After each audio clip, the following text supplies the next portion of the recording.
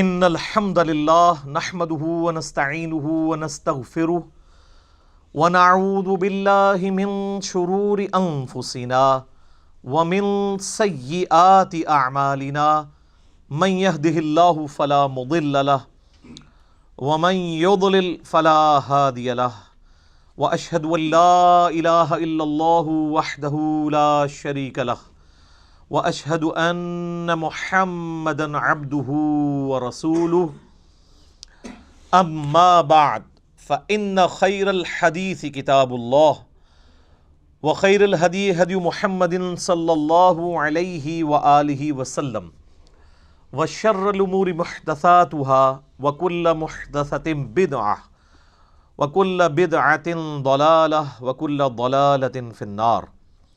اعوذ باللہ السمیع العلیم من الشیطان الرجیم من ہمزہ ونفخہ ونفثہ بسم اللہ الرحمن الرحیم رب اشرح لی صدری ویسر لی امری واحلل عقدۃ من لسانی یفقہوا قولی. بسم اللہ الرحمن الرحیم ان اللہ وملائکتہ یصلون علی النبی یا ایہا الذین آمنوا صلوا علیہ وسلموا تسلیما. اللہم صلی علی محمد وعلی آل محمد کما صلیت علی ابراہیم وعلی آل ابراہیم انک حمید مجید. اللہم بارک علی محمد وعلی آل محمد کما بارکت علی ابراہیم وعلی آل ابراہیم انک حمید مجید. اللہم ربنا آتنا فی الدنیا حسنۃ وفی الآخرۃ حسنۃ وقنا عذاب النار. ربنا آتنا من لدنک رحمۃ وہیئ لنا من امرنا رشدا. لا الہ الا انت سبحانک انی کنت من الظالمین. حسبنا اللہ ونعم الوکیل. یا حی یا قیوم برحمتک استغیث ولا حول ولا قوة الا باللہ العلی العظیم. ربنا آتنا من لدنک رحمہ وہیئ لنا من امرنا رشدا. الحمدللہ آج 19 جنوری 2020 کو سنڈے کے دن قرآن کلاس نمبر 13 میں ہم انشاءاللہ تعالی سورۃ البقرہ کی آیت نمبر 43 سے آنورڈ سٹارٹ کریں گے. پچھلی دفعہ آیت نمبر 42 کے اوپر کنکلوڈ ہوئی تھی گفتگو، اور بیسیکلی اللہ تعالیٰ نے علماء یہود کو اس بات کے اوپر ابھارا تھا کہ آپ صلی اللہ علیہ وآلہ وسلم کی بعثت سے پہلے تم لوگ وہ لوگ تھے جو اہل علم تھے، جن کے پاس کتابوں کا علم تھا، اور تمہیں یہ بات معلوم تھی ان پروفیسیز کی وجہ سے جو پیش گوئیاں تورات اور انجیل میں موجود تھیں کہ پیغمبر آخر الزمان صلی اللہ علیہ وآلہ وسلم کی دنیا میں بعثت ہونے والی ہے. تو تم لوگ تو سب سے پہلے کافر نہ بنتے، ہونا تو یہ چاہیے تھا کہ اوس اور خزرج سے پہلے تم لوگ اسلام قبول کرتے، لیکن تم الٹا اسلام کے دشمن بن گئے. اور پھر اللہ تعالیٰ نے ان کی اس بیماری کو بھی ہائی لائٹ کیا کہ اصل وجہ ان کی کیا ہے، اور اصل وجہ ان کی جو بیان ہوئی وہ ان کے علماء ہیں. علماء وہ علماء جو دنیا کے کتے بن چکے ہوئے تھے، دنیا دار بن چکے تھے. اور کتے کی مثال علماء سو کے لیے سورۃ الاعراف کی آیت نمبر 175 اور 176 میں بلعام بن باورہ کے لیے بھی آئی ہے. لہذا یہ کوئی ایسا لفظ نہیں جس کے اوپر کوئی برا منائے. اللہ تعالیٰ نے علماء سو کے لیے کتے کی مثال بیان کی ہے. تو چونکہ وہ اللہ کی آیات کو چند ٹکوں کے عوض بیچتے تھے اور حق کو باطل سے ملاتے تھے، یہ ساری آیات ہم پچھلی دفعہ کور کر چکے. تو پھر اللہ تعالیٰ نے ان کو یعنی ڈانٹتے ہوئے ان کی غلطیوں کو ہائی لائٹ کیا، اور ساتھ ہی ساتھ ان کو اپنا خوف دلایا ہے کہ دنیا کی عارضی زندگی کے پیچھے اپنی آخرت کا سودا نہ کرو. اب اس کا ٹیسٹ ہی تب ہے جب ہم پچھلی آیات کو دوبارہ سے ریپیٹ کریں. آیت نمبر 41 سے صرف ترجمے کو لے کے چلتے ہیں. وَآمِنُوا بِمَا أَنزَلْتُ مُصَدِّقًا لِمَا مَعَكُمْ. اعوذ باللہ من الشیطان الرجیم بسم اللہ الرحمن الرحیم. ویسے اعوذ باللہ جو ہم شروع میں پڑھ لیتا ہوں نا خطبے میں، وہ کافی ہوتی ہے، دوبارہ سے اسے ریپیٹ کرنے کی حاجت نہیں ہے.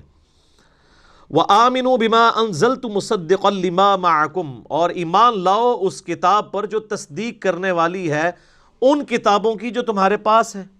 دو اعتبار سے تصدیق کر رہی ہے، ایک تو یہ کہہ رہی ہے کہ وہ بھی اللہ کی کتابیں تھیں، اور دوسری اس اعتبار سے تصدیق کر رہی ہے کہ ان کتابوں میں آخری پیغمبر کی نشانیاں تھیں، گویا کہ آخری پیغمبر اور قرآن کا آنا تمہاری کتاب کی تصدیق ہے کہ وہ کتاب سچی ہے۔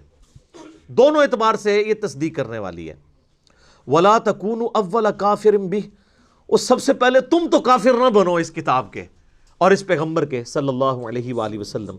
وَلَا تَشْتَرُوا بِآيَاتِي ثَمَنًا قَلِيلًا، اور ہماری آیات کو چند ٹکوں کے عوض تو نہ بیچو۔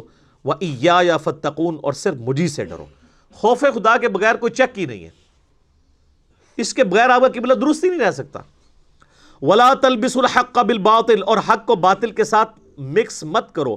وَتَكْتُمُوا الْحَقَّ، اور حق کو چھپاؤ بھی مت۔ وَأَنْتُمْ تَعْلَمُونَ، جبکہ تم جانتے تو ہو کہ یہ وہی پیغمبر ہیں جن کی نشانیاں تورات میں موجود تھیں۔ ظاہر عوام کو تو اس چیز کا آئیڈیا نہیں تھا، یہ اللہ تعالیٰ علماء سے کہہ رہا ہے کہ تم تو پہلے کافر نہ بنو، تم تو حق اور باطل کو مکس نہ کرو جبکہ تم تو جانتے ہو۔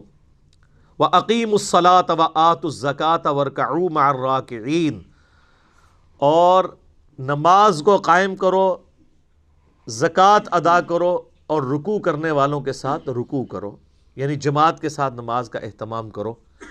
نماز ظاہر ہے یہودیوں عیسائیوں کے اندر بھی رائج تھی، آج بھی وہ پڑھتے ہیں۔ کئی ایک ارکان تو ہمارے کامن ہیں، آپ یوٹیوب پہ جا کے ان کی نماز کا طریقہ بھی لکھیں تو آپ کو آئیڈیا ہو جائے گا۔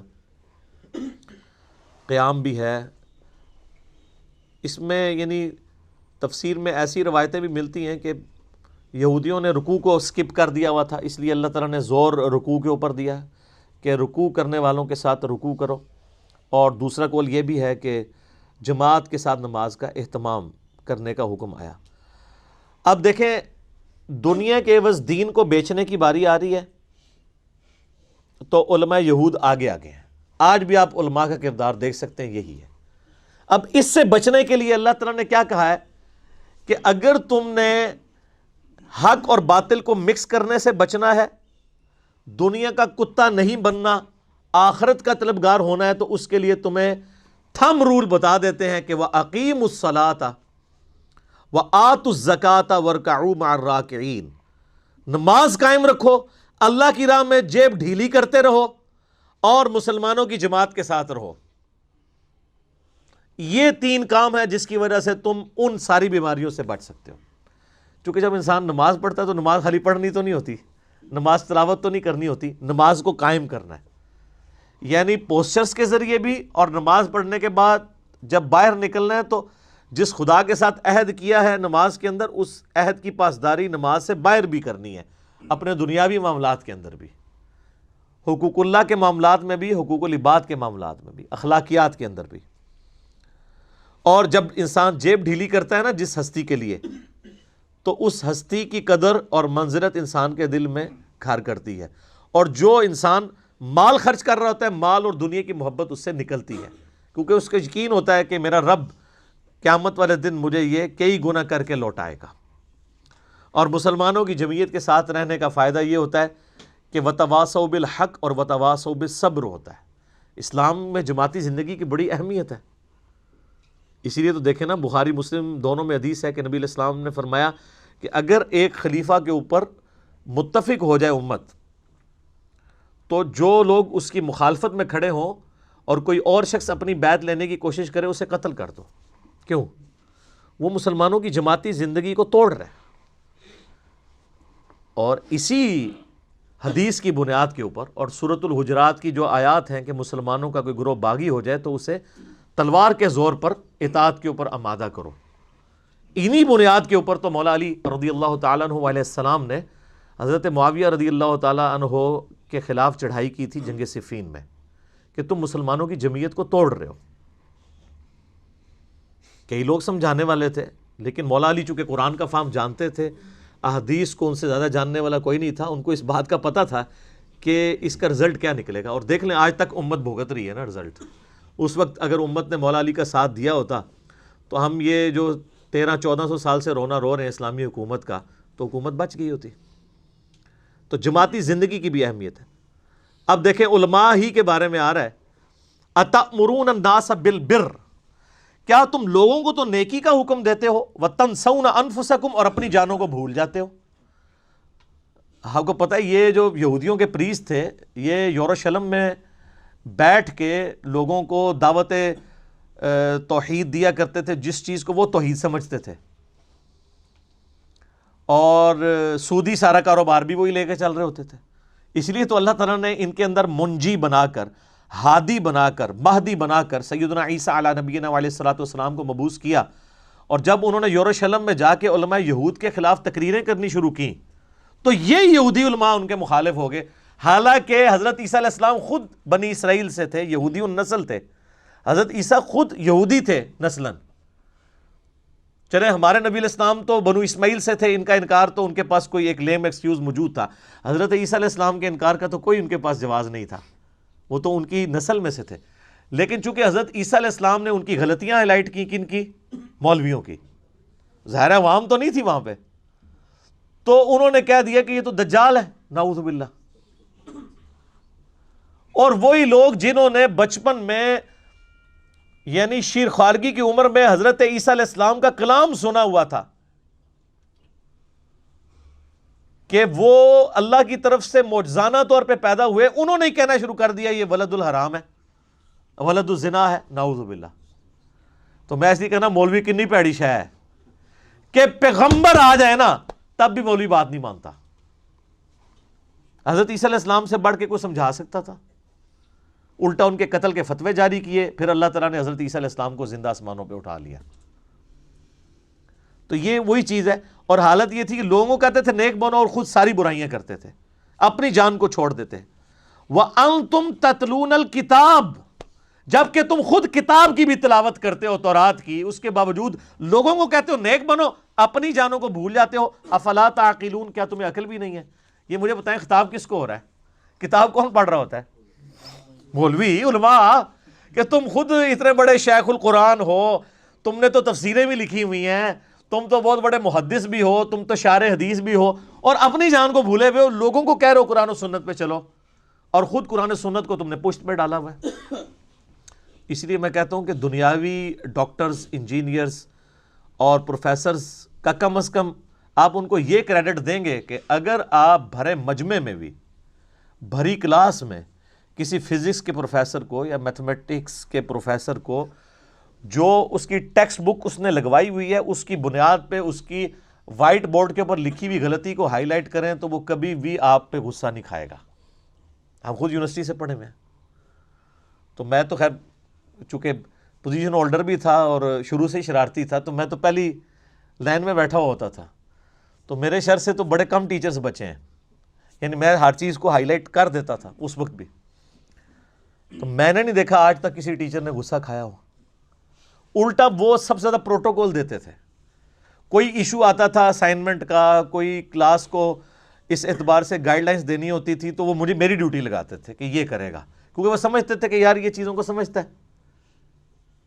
لیکن کیا یہی حوصلہ ہمارے علماء میں موجود ہے کہ وہ بندہ جو ہر جمعے کے خطبے کے بعد چاہے علیحدہ کمرے میں لے جا کے اس عالم کی غلطی نکالے، اور وہ عالم اگلے جمعے میں کہے کہ جی یہ بندہ ہے، باقی تو سارے جھوٹو بیٹھے ہو، اے بندہ میری تقریر صحیح سندا جے، میں نہ ہوں تو یہ کوئی مسئلہ پوچھ لیا کرو، اگر میں نہ ہوں تو اس سے مسئلہ پوچھ لیا کرو، تو کیا خیال ہے ایسا ہوگا؟ تو پھر عزت کس چیز کی آپ اویل کروا رہے ہیں؟ پھر کہتے ہیں دنیاوی ٹیچرز کی عزت ہے، علماء کی کوئی عزت نہیں۔ سر علماء اپنی عزت کروائیں نا، علماء اپنے اندر کوئی ایک خوبی ایسی پیدا کریں جو دنیاوی ٹیچرز کے اندر موجود ہے۔ دنیا سے مراد جسے آپ دنیا سمجھتے ہیں، ہم تو اسے بھی دین کا علم سمجھتے ہیں، کیونکہ ایکوائرڈ نالج ہو یا ریویلڈ نالج دونوں اللہ کی طرف سے۔ وَاسْتَعِینُوا بِالصَّبْرِ وَالصَّلَاةِ، اور اے مولویو، اے علماء یہود، مدد چاہو صبر کے ذریعے اور نماز کے ذریعے اللہ تعالیٰ کی۔ مراد یہ ہے کہ اگر یہ مفلسی کی زندگی ہے تو بجائے پیسے لے کے فتوے دینے کے اور اپنی چودراہٹ قائم کرنے کے، صبر سے کام لے لو، روکھی سکھی کھا لو۔ مدد لینی ہے تو مال کے ذریعے نہیں، صبر کے ذریعے، والصلاۃ، اور نماز کے ذریعے۔ نماز پڑھو گے اللہ پہ یقین بڑھے گا تو دنیا سے یقین اٹھے گا۔ صبر اور نماز کے بغیر آپ کو دنیا کو 3 طلاقیں دینا ناممکن ہو جائے گا، بہت مشکل کام ہے۔ تو اللہ تعالیٰ نے علماء یہود کو کہا کہ اگر تم نے اللہ کا راستہ اختیار کرنا ہے پھر تمہیں صبر کرنا پڑے گا، پھر جدادیں تو نہیں بنے گی۔ ظاہر ہے کہ وہ اپنی اپنی مسندوں پہ بیٹھے ہوئے تھے۔ نبی علیہ السلام جب ہجرت کر کے مدینہ شریف آئے تو یہودیوں کے قلعے تھے، ان میں وہی سب کچھ کرتے دھرتے تھے۔ آپ ذرا ایک لمحے کے لیے امیجن کریں اگر وہ یہودی اسلام قبول کر لیتے تو ان علماء یہود کا کیا سٹیٹس ہونا تھا۔ نبی علیہ السلام جو ہے وہ لیڈر ہونے تھے، ٹھیک ہے۔ تو انہوں نے کہا کہ بھی نبی علیہ السلام لیڈر ہوں گے، کل کو کوئی چندہ ہوگا وہ نبی علیہ السلام کے بیت المال میں جائے گا تو ہماری تو سٹیٹس ہی ختم ہو جائے گا۔ تو ان ساری چیزوں کے اوپر چیک کیا ہو سکتا ہے کہ آپ روکھی سکھی کھا کے اپنی آخرت کا سودا تو نہ کرو۔ جو سورہ توبہ میں ہے کہ اللہ تعالیٰ نے مومنین کی جانیں اور مال جنت کے بدلے میں خرید لی ہیں۔ خوشخبری ہو تمہارے لیے ایسی بیعت کے اوپر کہ تم نے اپنا جان اور مال اللہ کو بیچ کے ہمیشہ کی جنت اس سے لے لی ہے۔ تو یہ تو صبر والا ہوگا نا، وَتَوَاصَوْا بِالْحَقِّ وَتَوَاصَوْا بِالصَّبْرِ۔ تو مدد چاہنی ہے نا تو صبر و نماز کے ذریعے اللہ کی مدد چاہو۔ اچھا یہ ہمارے جو بریلوی اور شیعہ علماء جو ہے نا ان کے آپ علمی لیول دیکھ لیں، وہ یہ آیات پڑھ کے نا غیر اللہ کی مدد ثابت کر رہے ہوتے ہیں۔ محمد دوستوں کو لینا دینا اس دا کسی چیز دا۔ اچھا ان سے کہیں وَاسْتَعِینُوا بِالصَّبْرِ، کہتے ہیں جی غیر اللہ سے مدد جائز ہے، قرآن میں ہے صبر سے مدد چاہو نماز سے۔ تو میں نے تو آج تک کسی شیعہ کی مسجد میں یا بریلویوں کی مسجد میں المدد یا نماز المدد یا صبر تو نہیں دیکھا۔ کوئی کسی نے دیکھا؟ دیکھ لو۔ تو وہ ان کو بھی شرم آئے گی یہ ترجمہ کرتے ہیں، وہ کہیں گے نہیں مطلب یہ ہے کہ جو صبر کرتا ہے نماز پڑھتا ہے اللہ اس کی مدد کرتا ہے۔ تو یہی مطلب تو ہم کہہ رہے ہیں، المدد یا نماز المدد یا صبر نہیں ہے، کہانیاں کرواتے ہیں۔ اور جو اس کی اصل روح تھی وہ تو کچھ اور تھی۔ اس سے جو ہے وہ یا علی مدد یا شیخ عبد القادر جیلانی مدد ثابت کرنا نہیں تھا، بلکہ اس کا مقصد یہ تھا کہ تمہیں دنیا کا کتا بننے سے بچایا جائے، دنیا کے پیچھے اپنی آخرت برباد نہ کرو۔ اور اللہ نے ساتھ ہی اپنا ایک فتویٰ بھی دے دیا ہے، بڑا گاڑا فتویٰ، وَإِنَّهَا لَكَبِيرَةٌ، اور بے شک یہ بڑا مشکل کام ہے۔ کون سا؟ صبر کرنا اور نماز پڑھنا، یہ بڑا ہی مشکل کام ہے۔ إِلَّا عَلَى الْخَاشِعِينَ، ہاں سوائے ان لوگوں کے لیے جن کے اندر کوئی خوف خدا ہے نا، خشیت، وہی دنیا کے کتے بننے سے بچ سکتے ہیں، ورنہ بڑا اوکھا کام جے۔ اچھا جس کو اللہ کہہ رہا ہے بڑا ہی اوکھا جے کرنا، تو کوئی شک نہ رہ گیا، اور واقعی پریکٹیکلی نظر بھی آ رہا ہے کہ سارے ہی اس راستے پہ چل پڑے ہیں۔ لاکھوں میں ایک بھی ڈھونڈنے سے مشکل سے ملتا ہے جس نے دنیا کو 3 طلاقیں دی ہوئی ہوں۔ بلکہ ہم نے تو دیکھا ہے جو بندہ دین کے معاملات میں یعنی انٹر ہوتا ہے نا تو ماشاءاللہ اللہ کا فضل ہو جاتا ہے اس کے اوپر۔ مدرسے میں وہ سائیکل پہ آتا ہے، 3 سال بعد اس کے نیچے گاڑی بھی ہوتی ہے، اللہ کا فضل۔ وہ تو یہی کہتے ہیں نا، اللہ کا فضل۔ اللہ نے فرمایا کہ یہ بڑا مشکل کام ہے، جو صرف خوف خدا رکھنے والے ہیں نا وہ یہ کر سکتے ہیں کہ سبسسٹنس لیول کے اوپر لائف گزارے۔ اور یہ اتنا مشکل کام ہے کہ اس امت میں سب سے زیادہ کامل الایمان کون لوگ تھے؟ صحابہ اور اہل بیت۔ اس زمانے میں بھی دیکھ لیں، آپ کو پتہ ہے سیدنا علی کی مخالفت کی اصل وجہ یہی تھی کہ حضرت علی درویش انسان تھے، فقر کی زندگی گزارنے والے تھے۔ تو سیدنا علی کی خلافت کبھی بھی ایسے لوگوں کو ہضم نہیں ہو سکتی تھی جو دنیاوی منفعت کو بھی ساتھ لے کر چلنا چاہتے ہوں، اسی لیے ان کی مخالفت پہ اتر آئے۔ اس کے لیے سامنے تو کوئی اور بہانہ رکھا جاتا ہے نا، سامنے تو ہو سکتا ہے پاناما لیک آ جائے، کوئی آف شور کمپنی آ جائے، اصل بات کچھ اور ہوتی ہے اندر۔ سامنے جو ایجنڈا ہوتا ہے وہ ایسا ہوتا ہے جسے پبلک کو سیٹل کیا جائے۔ یہ میں ایک دنیاوی طور پہ ایک مثال دے رہا ہوں، میری کسی کے ساتھ کوئی ہمدردی نہیں ہے۔ میں کہتا ہوں آف شور کمپنی جس کی بھی نکلی ہے نا، وہ گورنمنٹ میں بھی لوگ بیٹھے ہوئے ہیں، نیب نے ان کے کیس بھی خارج کر دیے ہیں، آپ کے سامنے ہی ہے۔ ایک ہمارے پرائم منسٹر صاحب کے بڑے قریبی دوست ہیں، نیب نے 1 سال کے بعد کہا نہیں جی شواہد نہیں ملے، انہی شواہد کی بنیاد پہ ایک پرائم منسٹر فارغ کیا ہوا تھا۔ تو اس کا مطلب ہے پرائم منسٹر کو فارغ کرنا اصل مقصد تھا، اس کے لیے سامنے کوئی اور چیز لائی جاتی ہے۔ یہاں پہ بھی سامنے کچھ اور لایا جاتا ہے، اصل زندگی یہ تھی کہ درویشی کی زندگی مولا علی کے ساتھ کون، اس لیے مولا علی خلافت لینے سے انکار کیا تھا. انہوں نے کہا تھا میں اگر خلیفہ بنا تو پھر عدل ہوگا، عدل نہیں ہوگا تو میں پھر گوشہ نشینی اختیار کروں گا. تو پھر دیکھیں عدل تو پھر عزم نہیں ہوتا نا. انہا لکبیرۃ، بڑا ہی اوکھا کام ہے. یہ پنجابی میں یہ ترجمہ ہوگا، سوائے انہاں لوگوں نے جڑے اللہ کو ڈر جان. اور اللہ نے ان کی نشانی بھی بتا دی ہے. کون ہے وہ لوگ؟ الذین یظنون انہم ملاقو ربہم، وہ لوگ جنہیں یہ یقین ہے کہ انہیں مر کے اپنے رب سے ملاقات کرنی ہے. وانہم الیہ راجعون، اور یہ کہ انہیں لوٹ کر اپنے رب کے پاس ہی جانا ہے، دنیا میں ہمیشہ نہیں رہنا. ایک تو دنیا کی زندگی عارضی، دوسرا اپنے رب سے ملاقات کرنی ہے. اللہ تعالیٰ تو پھر اکاؤنٹیبل ٹھہرا لے گا کہ ہاں جی جواب دے. جس کے اندر یہ موجود ہے نا خوبی، وہی صبر کرے گا دنیا میں روکھی سوکھی کے اوپر، اور کوئی نہیں صبر کرے گا. تو آپ دیکھ لیں پھر لوگوں کو صبر تو کوئی نصیب نہیں ہے. آپ اسلام آباد میں آ جائیں، آپ مساجد کے سارے مکتب فکر کی مسجدیں، بلکہ میں کہتا ہوں مسلمانوں کو چھوڑ دیں، جو گرجے بنے ہوئے اسلام آباد میں، ان کے پادریوں کے بھی اگر آپ کچے چٹے ان لوگوں سے پوچھیں گے یہ لوگ کون تھے، تو وہ آپ کو بتائیں گے تو ان کے تو پلے کوئی شے نہیں تھی. ادھر آئے، شفٹ ہوئے، چندہ بک ہتھیائی، اور اس کے بعد اب ان کے وہاں پہ ان کی گاڑی ڈرائیور رکھے ہوئے ہیں. آپ اسلام آباد میں آپ کو سینکڑوں مسجدیں ملیں گی جن کے امام مساجد کی تنخواہیں تو آپ کو 15,000 یا 20,000 ہوں گی حد، اور خطیب کی 25,000، اس سے زیادہ نہیں. لیکن اس نے ہونڈا سیوک بھی رکھی ہوگی، ڈرائیور بھی رکھا ہوگا. یہ $25,000 کی بات نہیں ہو رہی، پاک روپیز کی بات ہو رہی ہے. 10,000 15,000 20,000 میں کوئی گاڑی ڈرائیور رکھ سکتا ہے؟ تو اللہ کا فضل ہے. یہ وہی فضل ہے جو ہمارے پولیٹیشنز کے اوپر بھی ہے.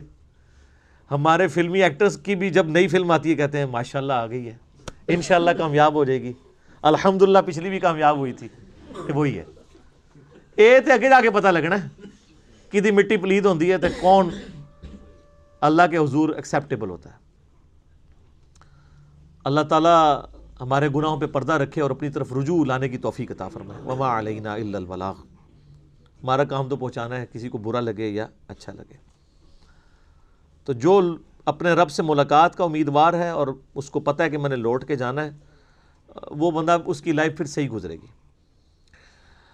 اچھا، ابھی یہ آپ دیکھیں کہ یہ کس طریقے سے علماء یہود کی کلاس لی جا رہی ہے. آپ اس کو یہ سمجھیں کہ اگر نبی علیہ السلام کے بعد کوئی نبی آنا ہوتا تو اس امت کے بارے میں اس کتاب کے اندر جو کچھ آنا تھا نا کہ تسی یہ کیتا تواڈے مولوی نے کیتا، اے آیا ہوا جے. اور یہی حکمت ہے کہ قرآن کے شروع میں سورہ بقرہ ہے، اللہ نے بتایا کہ تم سے بھی لاڈلی ایک امت تھی اپنے زمانے کی، لیکن جب اس نے انبیاء کی تعلیمات کو چھوڑ دیا، کتابوں کو پس پش ڈال دیا، تو دیکھو پھر ان کا ہم نے کیا حشر کیا. وہ آگے آ رہا ہے، یا بنی اسرائیل، اے حضرت یعقوب علیہ السلام کی اولاد، اذکروا نعمتی التی انعمت علیکم، یاد کرو اس نعمت کو جو ہم نے تم پر کی تھی، وانی فضلتکم علی العالمین، اور ہم نے تمہیں تمام جہان والوں پر جو اپنے زمانے کے لوگ تھے سب پر فضیلت دی تھی. کتابیں دیں، تم میں پیغمبر مبعوث کیے، جنتی خوراکیں تمہیں کھلائیں، لیکن تم نے حرام خوری کی، بعد میں نمک حرامی کی. وہ آئے گا کہ انہوں نے نمک حرامی کیسے کی ہے. یہ اللہ تعالیٰ نے بتایا کہ امت جب بگڑتی ہے نا تو اس کے ساتھ کیا ہوتا ہے. اور صرف بگڑنے کے اوپر عذابات نہیں سنائے جا رہے، وہ بگڑے کیسے وہ بھی بتائے جا رہے ہیں، اور وہ ساری خرابیاں من و عن اس امت میں بھی موجود ہیں. بخاری و مسلم میں حدیث ہے، تم بھی اگلے لوگوں کے راستے پہ چل پڑو گے قدم بقدم، بالشت بر بالشت، حتیٰ کہ اگلے لوگوں میں کوئی گوہ کہ سوراخ میں داخل ہوا تو تم بھی وہی کام کرو گے. صحابہ کرام علیہم رضوان نے پوچھا یہ اگلے لوگوں سے مراد کیا یہود و نصارہ ہیں؟ آپ نے فرمایا اگر وہ مراد نہیں ہے تو اور کون سے لوگ مراد ہیں؟ یعنی وہی خرابیاں، وہی پیٹرن اس امت میں، کیونکہ بیسک ہیومن انسٹنکٹ تو چینج نہیں ہوئی نا.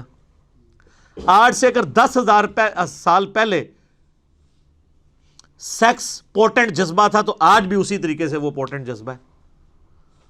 آج سے 10,000 سال پہلے بھی ارج ٹو ڈومینیٹ، کہ میرا حکم چلے باقی سب نیچے لگے میرے، اگر یہ سب سے پوٹنٹ جذبہ تھا تو آج بھی اسی طریقے سے موجود ہے.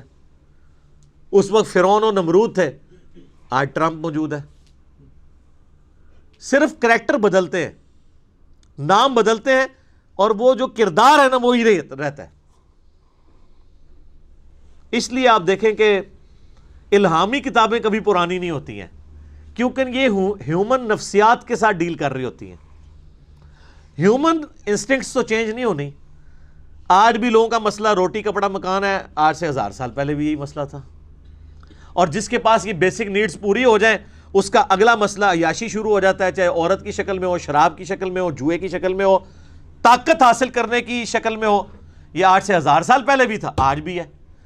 یہی وجہ ہے کہ الہامی کتابیں کبھی پرانی نہیں ہوتی، یہ ہمیشہ ہر زمانے کے لیے ایپلیکیبل ہوتی ہیں، کیونکہ ہیومن انسٹنکٹ تو وہی رہنی ہے نا، انسان تو وہی ہے نا، کوئی نئی مخلوق تو آگے بات نہیں ہوگی نا. وَاتَّقُوا يَوْمًا لَا تَجْزِي نَفْسٌ عَن نَفْسٍ شَيْئًا، اور ڈر جاؤ اس دن سے کہ جس دن کسی شخص سے کوئی شخص کسی دوسری جان کا بدلہ نہیں دے سکتا. یہاں پہ لوگ کہتے ہیں نا جی آپ ہمارے مرید ہو جائیں، ہم خود آپ کے گناہوں کا بوجھ اٹھا لیں گے، اللہ سے بخشوا لیں گے. اللہ فرماتا ہے قیامت کے دن سے ڈر جاؤ جس دن کوئی شخص دوسرے کا بدلہ نہیں ہو سکتا. حتیٰ کہ بخاری مسلم میں حدیث ہے، سیدہ فاطمہ جنتی عورتوں کی سردار ہے، اور بخاری اور مسلم میں موجود ہے سیدہ عائشہ سے سیدہ فاطمہ سلام اللہ علیہا جنتی عورتوں کی سردار ہے.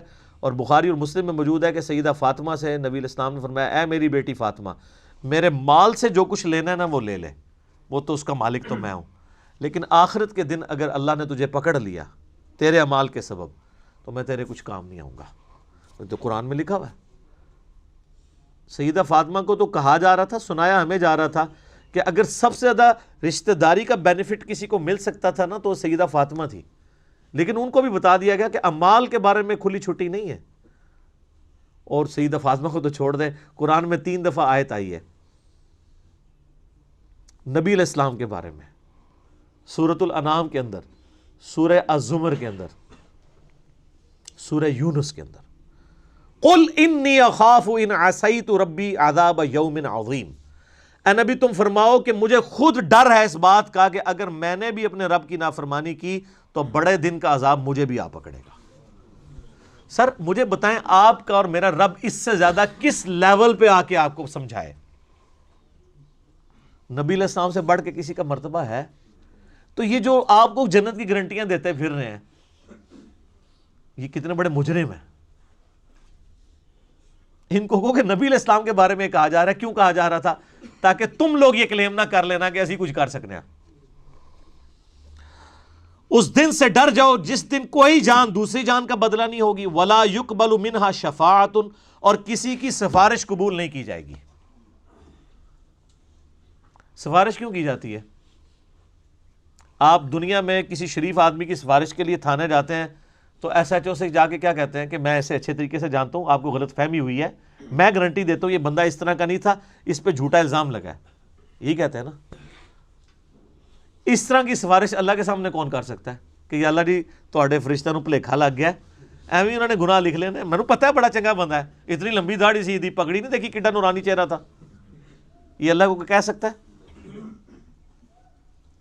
اللہ فرماتا ہے ہم تو تم اس وقت سے جانتے ہیں جب تم ماں کے پیٹ میں جنین کی حالت میں تھے. مت کہو اپنے آپ کو کہ میں بڑا پرہیزگار ہوں، وہ بہتر جانتا ہے تم میں سے کون پرہیزگار ہے.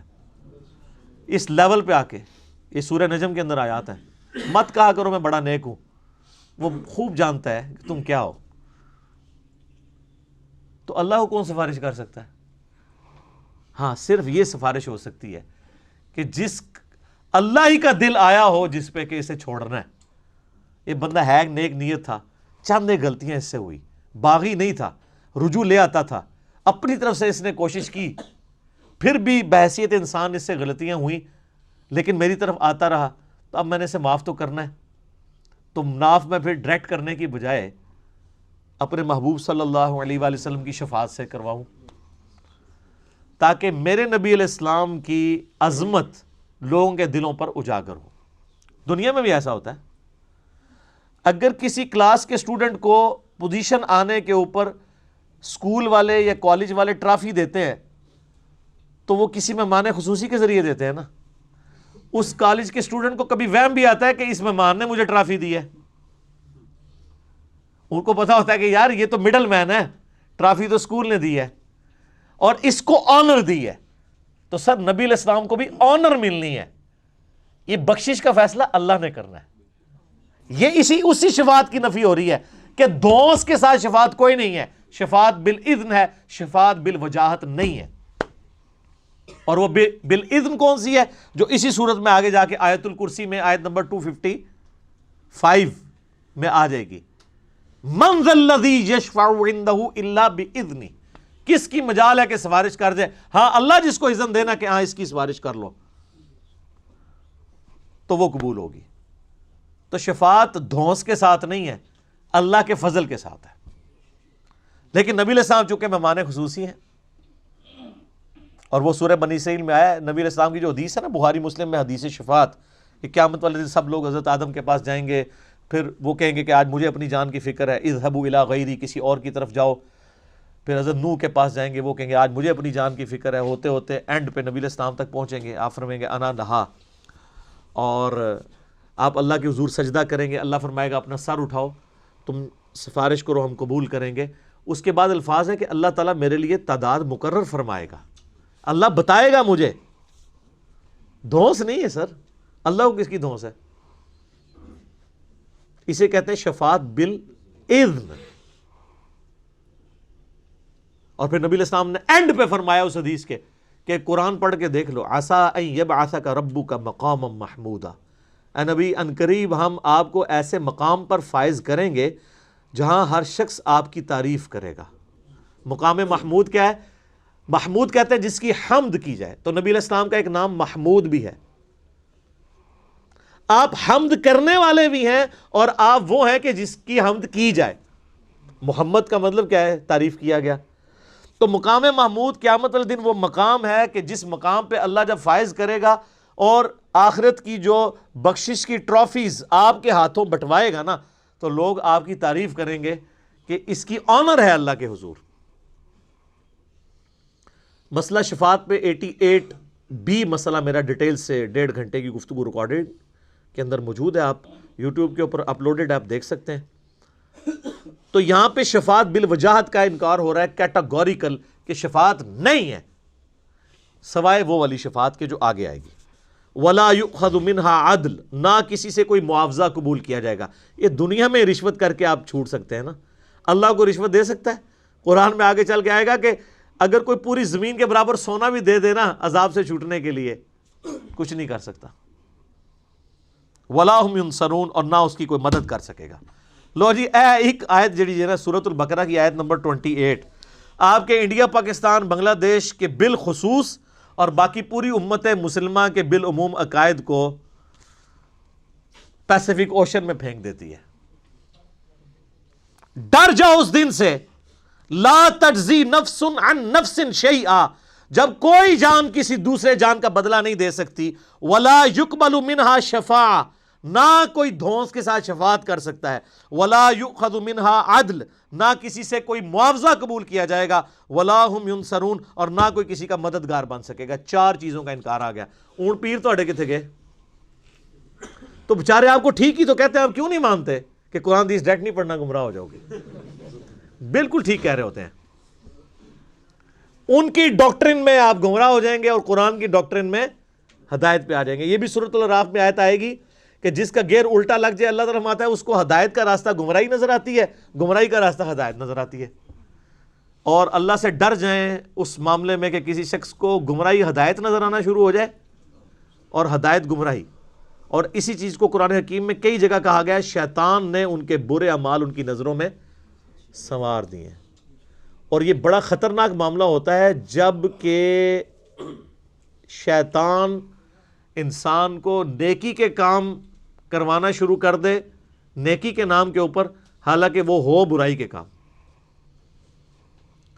سلطانہ ڈاکو, بڑے اسمگلر, بڑے بڑے پراپرٹی ڈیلرز لوگوں کی زمینیں ہتھیا کے 1 لاکھ بندے کا دسترخوان چلا رہے. تو شیطان نے ان کے برے اعمال ان کی نظر میں سنوار دی. ان کو یہ حرام کا پیسہ کمانا نظر نہیں آ رہا, ان کو نظر آ رہا ہے کہ یار ہم اتنے غریبوں کو کھانا کھلا رہے ہیں. اچھا, یہ دنیا میں اس کی تعریف ہوگی, اللہ کے ہاں 0 سے ملٹیپلائی ہے. اللہ کو دونس نہیں ہے نا. یہ روب تو آپ پہ چل سکتا ہے نا, اللہ کے لیے کوئی روب ہے کسی بندے نے 1 لاکھ کو کھلایا؟ سر جو روزانہ لاکھوں ویل مچھلیوں کو کھانا کھلا رہا ہے پیسیفک کے اندر اور اٹلانٹک کے اندر, جو ایک چھوٹے ویل مچھلی کی جو ایک وقت کی خوراک 500 کلو گوشت ہے, آدھا ٹن ایک وقت کا چھوٹی ویل کھاتی ہے, جو ملینز آف ٹن گوشت لاکھوں ویلوں کو روزانہ کھلاتا ہے, اس کے سامنے 1 لاکھ کا دسترخوان تو ایک ویل مچھلی سے پورا ہو جاتا ہے. اس کو کوئی یہ کہے گا کہ جی میں 1 لاکھ بندے کو کھانا کھواتا تھا, اور کہاں سے کھلاتا تھا؟ اس کے دیے ہوئے میں سے, جو اللہ نے اس کو دینا تھا لیکن اس نے حرام کے طریقے سے لوٹا. مرنے سے پہلے اے مسلمان کر لے اس پہ غور, کتابوں کا خدا اور ہے, بابوں کا خدا اور. سر قرآن کی ہر آیت کے بعد جیسے ایک گول دائرہ ڈلا ہوا ہے نا, ایک چھوٹا سا سٹیرک لگا کے نا سائڈ پہ یہ شعر لکھ دیا جائے اردو کے اندر, کم از کم پنچ کرے آپ کے دماغ کو. اور میں کہتا ہوں کہ سوائے سعودیہ کے اور عرب ملکوں کے کسی ملک میں قرآن بغیر ترجمے کے چھاپنا حرام ہونا چاہیے. یہ گورنمنٹ کا کام ہے. آپ کیوں لوگوں کو طوطا بنانا چاہتے ہیں؟ اگر ہمارے آئین میں یہ شک داخل ہو جاتی, میں نے کئی دفعہ ہائی لائٹ کی ہے 73 کے, کہ پاکستان میں صرف عربی میں قرآن نہیں چھاپ سکتا. صرف عربی میں قرآن چھاپنے کا مطلب کیا ہے؟ آپ لوگوں کو یہ بتا رہے ہیں کہ صرف عربی پڑھنی ہے, یہی بتانا چاہ رہے ہیں نا. تو کتنا بڑا ظلم کر رہے ہیں. قرآن اس لیے نازل ہوا ہے, کہتے ہیں دنیا میں سب سے زیادہ پڑھی جانے والی کتاب قرآن ہے, لیکن اس کا جو سائملٹینیس کنٹراسٹ ہے کہ دنیا میں سب سے زیادہ بغیر سمجھ کے پڑھی جانے والی کتاب کون سی ہے؟ قرآن. یہ اتنا بڑا تماچا ہے اس امت کے منہ کے اوپر. تو قرآن انڈیا, پاکستان, بنگلہ دیش کے اندر, رشیا کے اندر, ایران کے اندر بغیر ان کی نیٹو لینگویج کے ترجمے کے چھپنا ہی نہیں چاہیے. بلکہ گورنمنٹ کا کام ہے کہ صرف عربی میں جو قرآن چھپے ہوئے یہ ریٹریو کریں مسجدوں سے, اور اس کی بجائے وہ رکھیں. کتنا خرچہ ہو جاتا ہے. سعودیہ والے دیکھیں نا, جو بندہ حج عمرے پہ جاتا ہے, حج والوں کو تو وہ ایٹ لیسٹ قرآن پاک ایک ان کی زبان میں دیتے ہیں. چائنیز آئے ہوئے ہیں تو چائنیز کو چائنیز لینگویج میں دیں گے, ملائی لینگویج میں دیں گے ملیشینز کو, پاکستانیوں کو اردو ترجمے والا دیتے ہیں. ہماری گورنمنٹ نہیں کر سکتی, کوئی خرچہ نہیں ہے. ایک مسجد میں کتنے قرآن زیادہ رکھے ہوتے ہیں؟ 15-20, اس سے زیادہ نہیں ہوتے. 15-20 قرآن تو ایک محلے میں لوگ خود خرید کے وہاں پہ رکھ سکتے ہیں ترجمے والے. صرف گورنمنٹ اس کے اوپر چلان کرنا شروع کر دے کہ بغیر ترجمے والا قرآن جس کی مسجد سے ملا اور مولوی کو اندر کریں گے.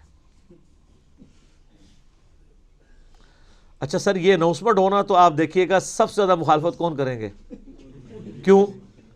علماء تو ٹھیکیدار ہیں. علماء کو تو خوش ہونا چاہیے کہ لوگ, وہ تو کہتے ہیں ہم اسلام کی خدمت کے لیے بیٹھے ہیں, یہ اسلام کی خدمت ہی ہے ترجمے والا قرآن ہو. ان کو پیڑ کیوں ہوگی, تکلیف کیوں ہوگی؟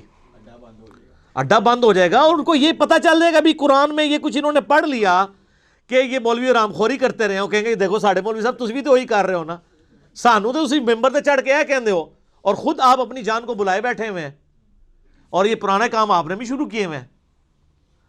تو پھر ہر گلی سے, ہر مسجد سے انجینئرز نکلیں گے. تو اس ڈر سے وہ کبھی بھی یہ نہیں ہونے دیں گے. لیکن ہمت نہیں ہارنی چاہیے. میں کہتا ہوں جس کا جدھر انفلوئنس ہے نا, عربی والے قرآن نہیں نکال سکتے, کم از کم اگر 10 عربی والے ہیں تو 10 اردو ترجمے والے وہاں رکھ دیں. کل کو کوئی, اور اردو اور ترجمے والے قرآن کے ساتھ سب سے بڑا مسئلہ یہ ہے کہ یہ غلاف میں لپیٹے ہوئے ہوتے ہیں. وہ ویسے نہیں کو کھولتا, کون اینج کر کے کھولے پھر اینج کر کے بند کرے. غلافوں کے, غلاف تو دشمن ہے قرآن کے, غلاف نہیں ہونے چاہیے. ہاں سامنے شیشہ لگا ہو, اچھی الماریاں بنی ہوئی ہوں, ڈسٹ پروف ہوں. قرآن کے اوپر غلاف کا کیا تک لگتا ہے؟ آپ خود مجھے بتائیں نا, 2 قرآن پڑھے ہو, ایک غلاف میں اور بغیر غلاف کے, آپ غلاف والے کو ہاتھ لگائیں گے؟ اتنا ٹائم کس کے پاس ہے یار. لیکن سعودیہ میں آپ دیکھیں نا, خصوصاً حرمین کے اندر میں نے دیکھا ہے, کمال کام کیا ہوا ان لوگوں نے. پیتل کی خوبصورت چھوٹے سائز کی انہوں نے اتنے سائز کی رکھی ہوئی ہیں الماریاں جو سامنے سے کھلی ہوئی ہیں, اور روزانہ ان کی صفائی ہوتی ہے, ڈسٹنگ ہوتی ہے, قرآن جتنے رکھے ہوئے ہیں ان کی. اور جیسے ہی کوئی ایسا موسم آتا ہے نا جس میں ہیومیڈیٹی بڑھ جاتی ہے تو وہ شیشہ پلاسٹک جو ہوتا ہے نا اس کی سامنے لیئرز لگا دیتے ہیں، وقتی طور پہ لٹکا دیتے ہیں تاکہ گیلے نہ ہوں قرآن، اور پھر جب موسم کھل جاتا ہے پھر وہ ہٹا دیتے ہیں۔ مساجد کے اندر بھی شوکیس کے اندر، میں نے نہیں، وہاں کو غلاف کے اندر میں نے قرآن نہیں دیکھا سعودیہ پورے میں کہ غلاف کے اندر قرآن پڑا ہوا ہو۔ تو بالکل صحیح اپروچ ہے۔ اور آپ اس لیے عربیوں کو دیکھیں گے، عربی قرآن بہت زیادہ پڑھتے ہیں۔ نماز میں اگر 10 منٹ رہ گئے نا، انہوں نے سنتوں سے فارغ ہو گیا نا، سیدھا قرآن جا کے پڑھنا شروع کر دیتے ہیں پکڑ کے۔ یہ خیر لادہ بات ہے کہ پھر وہ مس ہینڈل بھی کرتے ہیں کہ جماعت کھڑی ہوئی ہے تو وہیں ایسے رکھ دیتے ہیں، بعض کا جوتیوں کے ساتھ ہی رکھ دیتے ہیں، یہ اس مس ہینڈلنگ لادہ بات ہے۔ لیکن قرآن یہ چاند ایک جس طرح جاہل گوار یہاں موجود ہے وہاں بھی موجود ہیں، لیکن اوورال قرآن کے ساتھ جو ان کا شغف ہے نا، ظاہر ہے ان کی اپنی زبان کے اندر ہے، وہ نظر آتا ہے۔ باقی پریکٹیکلی اگر آپ کہیں کہ ان کی زندگی میں کوئی فرق پڑا ہوا ہے تو وہ تو اسی وقت پڑے گا نا جب قرآن جو ہے وہ کبھی فزکس کی کتاب چومنے سے یا صرف تلاوت کرنے سے فزکس نہیں آپ کو آئے گی جب تک آپ اس کو سمجھیں گے نہیں۔ تو سر فزکس سمجھے بغیر نہیں آ سکتے، قرآن سمجھے بغیر کیسے آ سکتا ہے جب تک آپ اس کے اوپر تفکر نہیں کریں گے۔ اب اللہ تعالیٰ نے اتنی زوردار دعوت کے بعد اور صحیح جھنجھوڑنے کے بعد نا، اب ان کو کہا ذرا اپنی ہسٹری دیکھو تم۔ یہاں سے اب ہسٹری شروع ہوئی ہے، اب مسلسل کئی رکوع بنی اسرائیل کی ہسٹری چلے گی جو ان کی تاریخ میں بڑے بڑے واقعات ہوئے تھے۔ چونکہ وہ یہودیوں کو تو واقعات پتہ تھے، اس لیے وہ واقعات یہاں صرف اشارتاً ذکر ہوئے ہیں ایک ایک آیت کے اندر۔ ہم انشاءاللہ اس کو ڈیٹیل سے بیان کریں گے، چونکہ یہودیوں کو یہ پتہ تھا کہ یہ ہوا تھا۔ مثلا اگر میں مسلمانوں کے بچے کے سامنے کہوں کہ مسلمانوں کا پہلا غزوہ بدر تھا، اب اس کو پتہ ہے کہ بدر کے اندر 313 مسلمان تھے، کافر 1000 کے قریب آئے تھے، مسلمان اس طرح تھے، یہ اوورال تھوڑی ہسٹری پتہ ہی ہوتی ہے۔ یہودیوں کو اپنی ہسٹری تو پتہ تھی، لیکن اللہ تعالیٰ نے ایک دفعہ وہ پنچ کروایا کہ تم نے کس کس موقع پہ اپنے رب کے ساتھ غداری کی، اور پھر اس کے اوپر اللہ کی طرف سے تم پر کوڑا پڑا۔ پھر ہر ایک غداری کے بعد اللہ کی طرف سے ایک یونیورسل ٹروتھ آئے گا کہ جو یوں کرتا ہے نا ہمارے ساتھ، ہماری کتابوں کے ساتھ، ہمارے پیغمبروں کے ساتھ، ہم اس کے ساتھ یوں کرتے ہیں۔ تو یہ پڑھتے ہوئے ڈاکٹر سراج صاحب رحمہ اللہ تعالیٰ اکثر کہتے تھے کہ یہ پڑھتے ہوئے سے ایک ہسٹری کے طور پہ نہ پڑھیے گا، اس اعتبار سے بھی پڑھیے گا کہ ہماری امت پہ یہ کہاں کہاں فٹ ہو رہی ہیں چیزیں۔ ہم نے بھی وہی حرکتیں دہرائیں جو میں نے حدیث بھی بیان کی کہ وہی خرابیاں پیدا ہوں گی جو یہود و نصارہ میں ہوئی۔ وَإِذْ نَجَّيْنَاكُمْ مِنْ آلِ فِرْعَوْنَ، اور یاد کرو جب ہم نے تمہیں نجات دی آل فرعون سے، یسومونکم سوء العذاب، وہ تمہیں سخت عذاب پہنچاتے تھے، اور اس کی سب سے بڑی شکل کیا تھی؟ یذبحون ابناءکم، وہ ذبح کر دیتے تھے تمہارے بیٹوں کو، ویستحیون نساءکم، اور تمہاری عورتوں کو چھوڑ دیتے تھے۔ عورتیں تو ظاہر ہے پھر وہ لونڈیاں بناتے تھے، لیکن یہ مسلسل نہیں تھا، چند ایک ٹائم پیریڈ کے لیے ایک اس قسم کا کوئی ایک سخت حکمران آتا تھا تو ان کے ساتھ یہ کرتا تھا، ورنہ تو ان کی نسل ہی نہ آگے چلتی۔ وَفِي ذَلِكُمْ بَلَاءٌ مِّن رَبِّكُمْ عَظِيمٌ، اور اس میں بہت بڑی آزمائش تھی تمہارے رب کی طرف سے۔ آزمائش رب کی طرف سے تھی، اس کا یہ مطلب نہیں کہ اللہ نے فرعون کو کہا تھا کہ ذبح کرو، نہیں، اس اعتبار سے کہ اللہ تعالیٰ دنیا میں فرعون کے ذریعے مسلمانوں کو آزماتا ہے، ابو جہل کے ذریعے مسلمانوں کو آزماتا ہے۔ مراد یہ کہ ان کو کھلی چھٹی دیتا ہے وہ کہ وہ اس قسم کی حرکتیں کریں، اللہ تعالیٰ ان پہ گرفت نہیں کرتا، بلکہ قوموں نے خود اپنے معاملات کو سیدھا کر کے چلنا ہوتا ہے۔ تو وہ اس طریقے سے، یہ آگے پھر آپ کو سورہ القصص کے اندر، سورۃ الاعراف کے اندر، سورہ الشعراء کے اندر ڈیٹیل سے آئے گا کہ حضرت موسیٰ علیہ السلام کو اللہ نے معجزانہ طور پہ بنی اسرائیل سے بچایا۔ ان کی ماں نے ایک صندوق کے اندر ان کو رکھ دیا جب وہ پیدا ہوئے، وہ ڈیٹیل واقعہ جب آئے گا اس وقت ہی ڈسکس کریں گے، یہاں پہ جنرل بات ڈسکس ہو رہی ہے۔ وَإِذْ فَرَقْنَا بِكُمُ الْبَحْرَ، اور جب ہم نے پھاڑ دیا تمہارے لیے سمندر کو، فَأَنْجَيْنَاكُمْ، اور تمہیں تو نجات دے دی، وَأَغْرَقْنَا آلَ فِرْعَوْنَ وَأَنْتُمْ تَنْظُرُونَ، اور ہم نے تمہاری نظروں کے سامنے فرعونیوں کو ڈبو دیا جبکہ تم دیکھ رہے تھے۔ اب یہ واقعہ جب حضرت موسیٰ علیہ السلام 6 لاکھ کا لشکر لے کے نکلے بنی اسرائیل کا، تو پیچھے فرعونیوں نے جب پیچھا کیا تو آگے پھر وہ سمندری جھیل آ گئی، اور وہیں پہ ان کا وضو ٹوٹ گیا۔ کہتے ہیں کہ مروا دیے موسیٰ علیہ السلام۔ اللہ نے پھر موسیٰ علیہ السلام کو وحی کی کہ یہ جو عصا ہے اس کو مارو۔ پھر سورہ شعراء میں آتا ہے کہ حضرت موسیٰ علیہ السلام جب عصا مارا تو دونوں طرف سمندر جو ہے نا وہ پہاڑ کی طرح یوں کھڑا ہو گیا، اتنی دیر کے لیے راستہ بن گیا کہ وہ پوری قوم وہاں سے گزر جاتی، اور مت ماری گئی فرعونیوں کی۔ اتنا بڑا معجزہ دیکھ کے بھی انہوں نے اسلام نہیں قبول کیا، اور اس سے بڑی بات یہ ماری گئی وہ اس راستے کے اوپر چل پڑے۔ جب سینٹر میں پہنچے تو وہ اللہ نے وہ پانی کو حکم دیا، مل گیا، اور وہیں پہ پھر قرآن پاک میں الفاظ ہیں کہ سورہ یونس کے اندر بھی آتا ہے اور سورتوں کے اندر بھی، کہ وہاں پہ اس نے پھر اعلان کیا کہ میں ایمان لاتا ہوں موسیٰ اور ہارون کے رب پہ، بنی اسرائیل کے رب پہ، لیکن اللہ نے فرمایا آن، اب لے کے آیا ایمان، اب قبول نہیں ہے، نزع کے عالم میں ایمان قبول نہیں۔ جامعہ ترمذی میں حدیث ہے موت کے غرغرے سے پہلے پہلے کسی کا دین قبول ہے، اس کے بعد قبول نہیں ہے، کیونکہ موت دیکھنے کے بعد تو اب ریورس تو ہونا نہیں ہے۔ اس وقت وہ بھی ایمان لے آیا تھا، لیکن اس کا ایمان لانا اس کو نفع مند نہ ہوا۔ تو اللہ تعالیٰ فرماتا ہے کہ اتنا بڑا منظر ہم نے تمہیں دکھایا، تمہارے سامنے تمہارے بزرگوں کو، یعنی انہوں نے خود یہ منظر دیکھا کہ ان کو نجات دی اللہ تعالیٰ نے فرعون کے مقابلے کے اوپر، اور غرق کر دیا فرعونیوں کو۔ اتنا بڑا منظر دیکھ کے تو ہونا چاہیے تھا تم اپنے رب کی تعلیمات کے اوپر استقامت کے ساتھ چلتے، پیغمبر کی پیروی صحیح طریقے سے کرتے، لیکن تم نے کوئی پرواہ نہیں کی۔ اس کے بعد پھر تم نے وہی حرکتیں شروع کر دی۔ وَإِذْ وَاعَدْنَا مُوسَىٰ 40 لَيْلَةً، اور یاد کرو وہ وقت جب ہم نے موسیٰ علیہ السلام سے 40 راتوں کا وعدہ کیا تھا کوہ طور پہ، یعنی انہیں بلایا اپنے پاس کیونکہ تورات دینی تھی۔ ثُمَّ اتَّخَذْتُمُ الْعِجْلَ مِن بَعْدِهِ وَأَنْتُمْ ظَالِمُونَ، اور ان کے جانے کے بعد تم نے بچھڑے کی پوجا شروع کر دی، اتنے بڑے ظالم تم ہوئے۔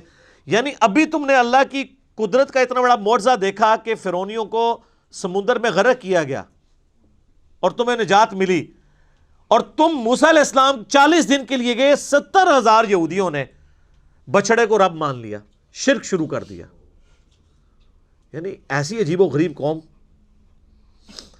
اچھا، یہ سمندر کے بارے میں بھی بعض لوگ کہتے ہیں یہ یعنی دریائے نیل عبور کیا۔ دریائے نیل تو مصر کے اندر سے گزرتا ہے، یہ مصر سے نکل کے بیت المقدس کی طرف، یروشلم کی طرف جا رہے تھے، راستے میں صحرائے سینا پڑتا ہے، تو بیسیکلی ایک سمندری جھیل تھی جو راستے میں حائل تھی جس کو عبور کیا تھا۔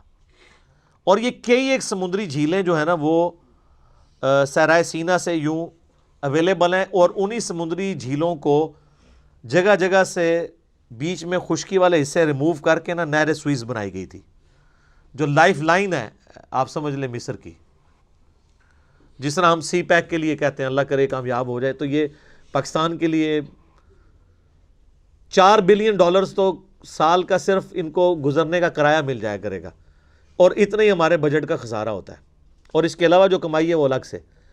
تو مصر کی پوری اکانومی نہر سوئز کے اوپر ڈیپینڈنٹ ہے، اسی لیے پتہ ہے اسرائیل کے ساتھ جنگ بھی ان کی ہوئی تھی، اور وہ نہر سوئز پہ قبضہ کرنے کی کوشش کی تھی اسرائیل نے۔ اس وقت انہوں نے جان داڑھ کی بازی لگا کے اپنی شہرک بچا لی، لیکن پاکستان اپنی شہرک نہیں بچا سکا، یعنی کشمیر۔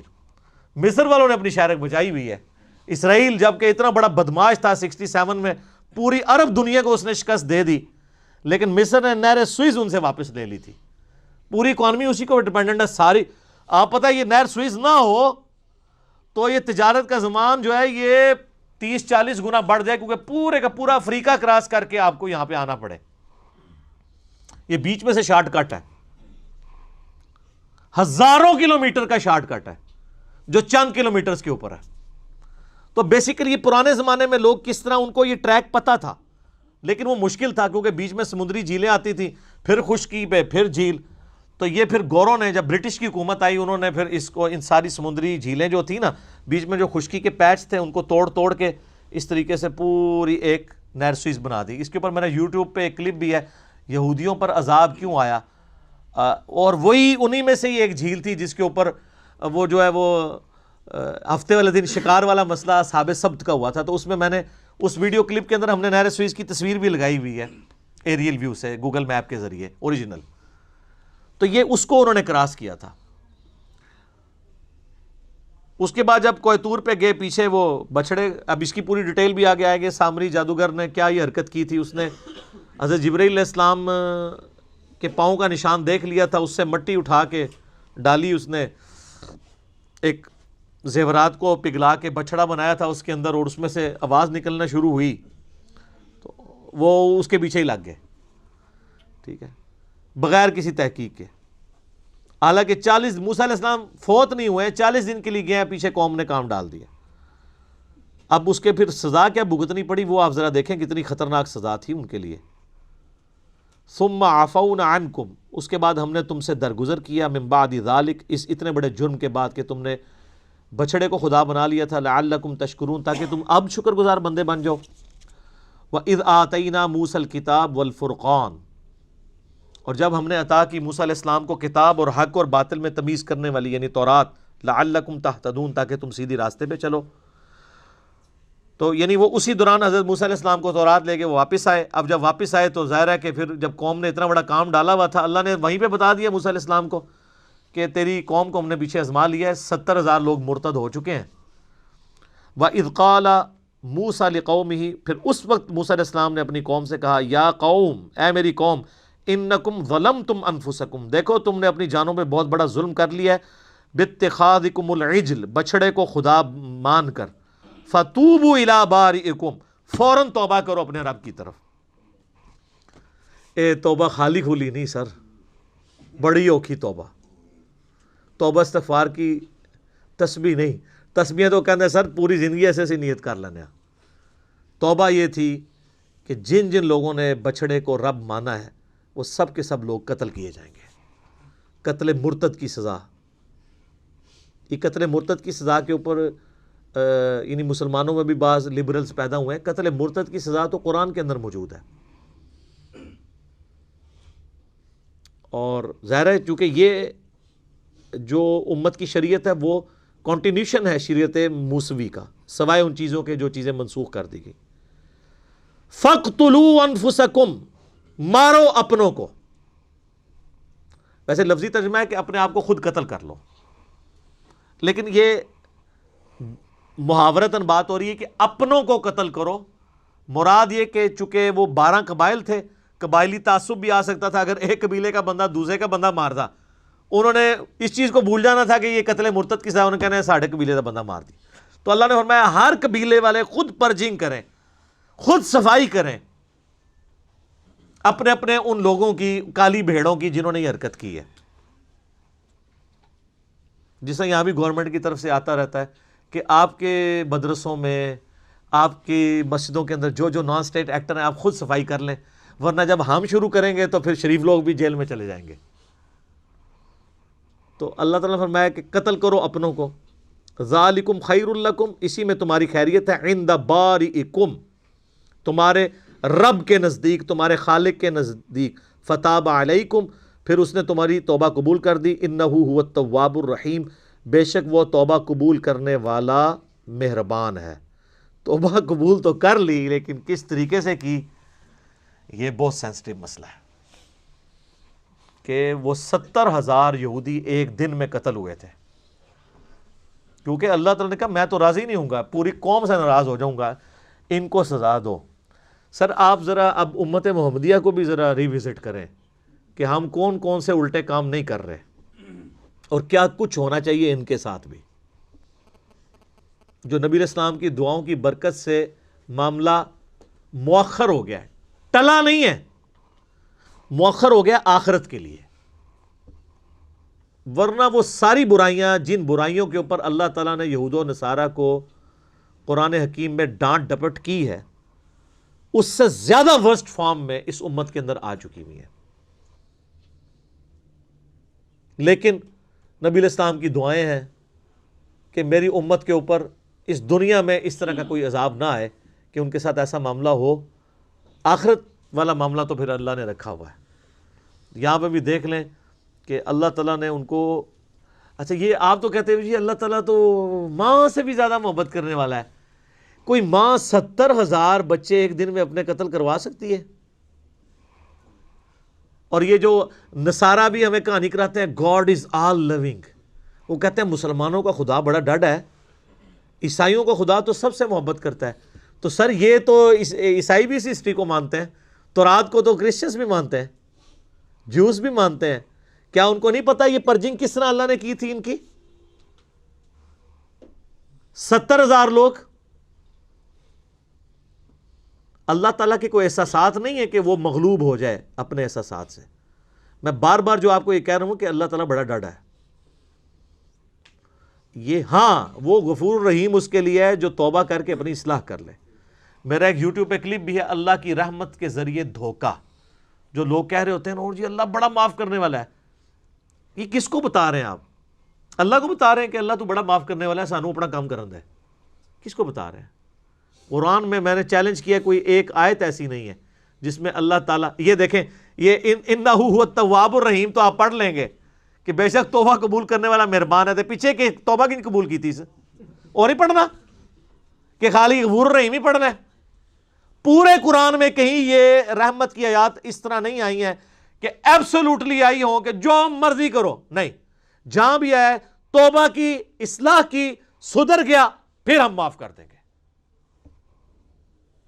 تو پھر مجھے کہنے دینا مرنے سے پہلے اے مسلمان کر لے اس پہ غور, کتابوں کا خدا اور ہے بابوں کا خدا اور.